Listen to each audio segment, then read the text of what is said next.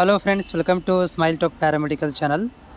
ಯಾರೆಲ್ಲ ಅಭ್ಯರ್ಥಿಗಳು ಈಗ GNM ನರ್ಸಿಂಗನ್ನು ಕಂಪ್ಲೀಟ್ ಮಾಡಿದ್ದೀರಿ ಮತ್ತು ಪ್ಯಾರಾಮೆಡಿಕಲ್ ಕೋರ್ಸ್ಗಳನ್ನು ಕಂಪ್ಲೀಟ್ ಮಾಡಿದ್ದೀರಿ, ಸೊ ಅಂಥ ಅಭ್ಯರ್ಥಿಗಳಿಗೆ ಲ್ಯಾಟ್ರಿ ಎಂಟ್ರಿ ಅಪ್ಲಿಕೇಶನ್ಗಳನ್ನು ಯಾವಾಗ ಬಿಡ್ತಾರಂತ ನೀವು ಕೇಳ್ತಾ ಇರುವಂಥದ್ದು. ನೋಡಿ, ನಿಮಗೂ ಕೂಡ ಈಗ ಅಪ್ಲಿಕೇಶನ್ ಬಿಡುವಂಥ ಕಾಲ ತುಂಬಿ ಬಂದಿದೆ.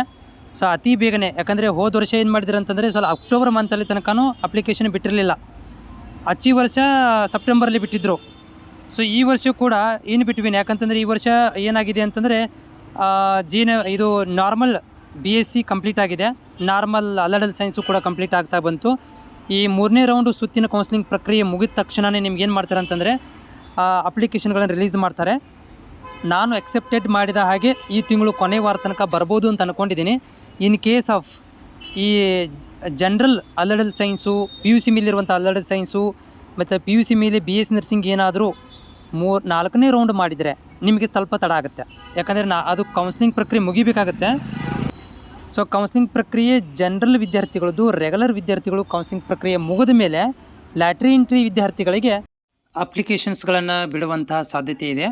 ಬಟ್ ಹಂಗೇನಾದರೂ ಮಾಹಿತಿ ಬಂದರೆ ನಾನು ನಿಮಗೆ ತಪ್ಪದೆ ಅಪ್ಡೇಟನ್ನು ಮಾಡ್ತೇನೆ. ಚಾನಲ್ಗೆಲ್ಲ ಹೊಸಬರಾಗಿದ್ದರೆ ಚಾನಲ್ನ ಸಬ್ಸ್ಕ್ರೈಬ್ ಮಾಡಿಕೊಳ್ಳ್ರಿ.